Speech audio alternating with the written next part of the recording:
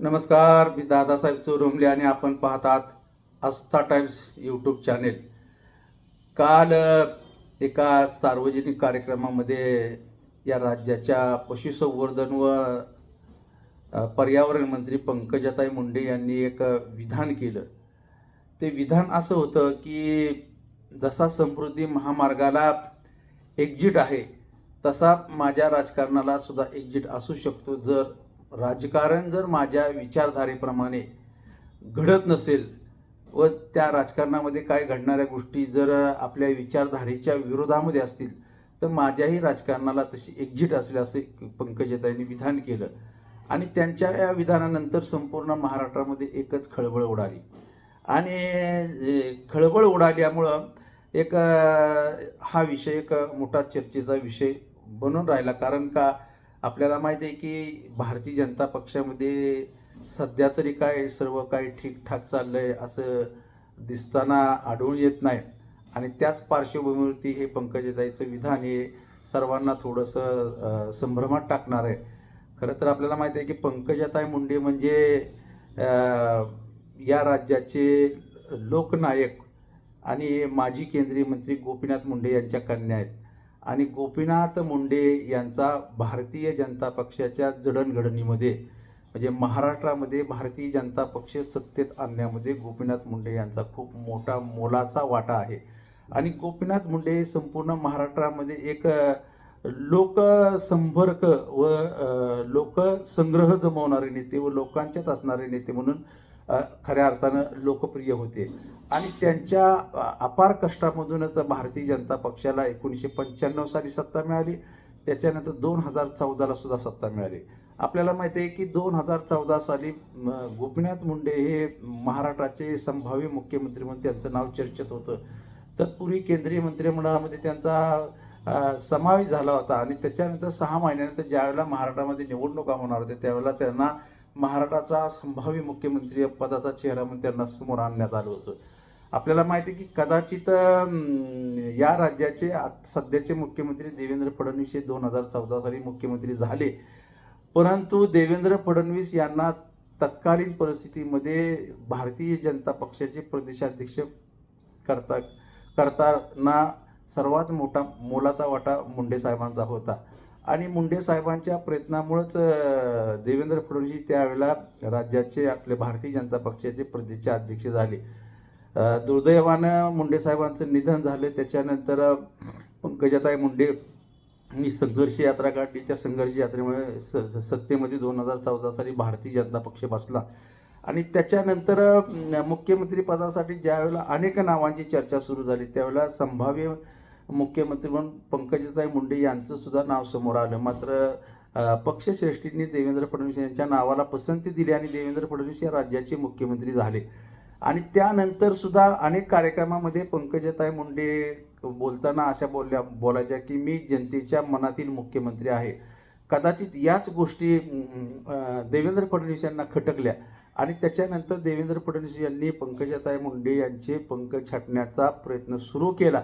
आणि त्यानंतर 5 वर्षे त्यांना त्यांच्यावरती मंत्रिमंडळामध्ये काम करत असताना त्यांच्या विरोधी वेगवेगळी माहिती पसरवण्यात आली आणि त्यांना बदनाम करण्यात आलं. नंतरच्या निवडणुकीमध्ये आपल्याला माहिती त्यांचा पराभव झाला. आणि पराभव झाल्यानंतर पंकजाताई मुंडे राजकारणात एकदम बाजूला फेकल्या गेल्या. आणि बाजूला फेकल्यानंतर पुन्हा ज्यावेळेला आता 2022 साली ज्यावेळेला सत्ता आली तेव्हा पंकजाताई मुंडे यांना मंत्रिमंडळात घेतलं, परंतु एकदम कमी दुय्यम दर्जाचं मंत्रिपद देऊन त्यांचा अपमान केला. असं ही चर्चा संपूर्ण महाराष्ट्रामध्ये घडू लागली.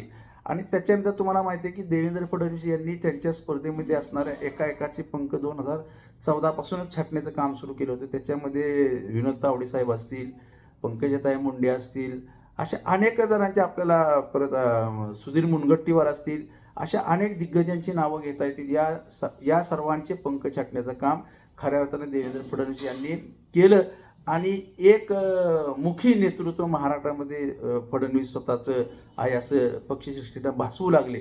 आणि त्याच्यानंतर खऱ्या अर्थानं त्यांनाही वरच्या पातळीवरती खूप मोठ्या प्रमाणावरती ताकद मिळू लागली. त्यामुळे देवेंद्र फडणवीस यांच्या विरोधामध्ये बोलणं म्हणजे राजकारणामधून बाहेर पडण्यासारखी अशी परिस्थिती महाराष्ट्राच्या राजकारणामध्ये सुरू झाली.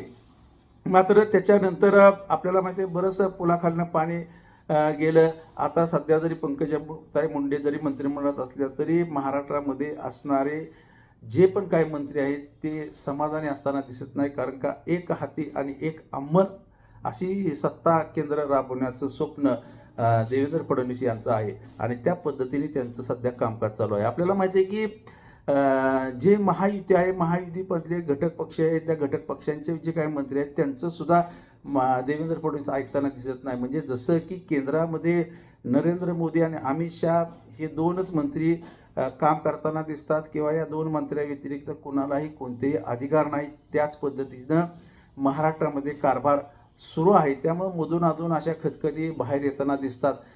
परंतु ज्या वेळेला पंकजाताईंनी असं विधान केलं त्यावेळेला अनेक नेते मंडळींच्या प्रतिक्रिया आल्या. त्याच्यामधून हर्षवर्धन सपकाळ काँग्रेसचे प्रदेशाध्यक्ष त्यांची एक प्रतिक्रिया आली की पंकजाताई मुंडेंची जर घुसमट होत असेल तर त्यांना काँग्रेसची दारं खुली आहेत आणि पंकजाताई या खरं तर अतिशय प्रभावी आणि नेत्या आहेत. त्यांच्या वडिलांनी भारतीय जनता पक्ष खूप मोठ्या प्रमाणात वाढवला आहे आणि पहिला अधिकार पंकजाताई मुंडे यांचा भाजपमध्ये बनतो, अशी प्रतिक्रिया दिली. त्याच्यानंतर विजय वडेट्टीवार यांची तर प्रतिक्रिया खूप बोलकी आहे की पंकजाताई मुंडेंची जर भारतीय जनता पक्षातून त्यांना जर एक्झिट करायची असेल तर त्यांनी राजकारणातून एक्झिट करू नये, त्यांनी भाजपमधून एक्झिट करावी आणि काँग्रेसमध्ये यावं. ओबीसी महिला पहिल्या मुख्यमंत्री म्हणून काँग्रेस त्यांना प्रपोज करायला तयार आहे आणि त्या जर काँग्रेसमध्ये आल्या तर निश्चितपणे आम्ही त्याचं स्वागत करू आणि या काँग्रेसच्या सत्ता जर आली तर ओबीसींच्या पहिल्या मुख्यमंत्री म्हणून पंकजाताई मुंडे यांना मान सन्मान मिळेल, अशा प्रतिक्रिया आल्या. आणि त्याच्यानंतर खऱ्या अर्थानं संपूर्ण महाराष्ट्रामध्ये एकच खळबळ उडून गेली. परंतु सद्य परिस्थितीला तरी पंकजाताई मुंडे असं कोणतं धाडस करतील असं मला तरी वाटत नाही. आणि तसं जर त्यांनी जर धाडस केलं तर निश्चितपणे ते धाडस कदाचित त्यांच्या अंगलटसुद्धा येऊ शकतं किंवा त्यांना फायदा देऊन सुद्धा जाऊ शकतं. शेवटी राजकारणामध्ये जर तर ज्या गोष्टी असतात, राजकारणामध्ये काही वेळेला आपल्याला जुगार खेळावं लागतं, राजकारणामध्ये काही वेळेला आपल्याला जुगार खेळूनच काही पदं मिळवावी लागतात. पदं येतात, पदं जातात, परंतु मान सन्मान आपला कायम राहून जर पदं मिळवायची असतील तर राजकारणामध्ये 100% आपल्याला धाडस करावं लागतं. आणि भविष्यात तरी पंकजाताई मुंडे या धाडस करतील का नाही ते येणारा काळच ठरवेल.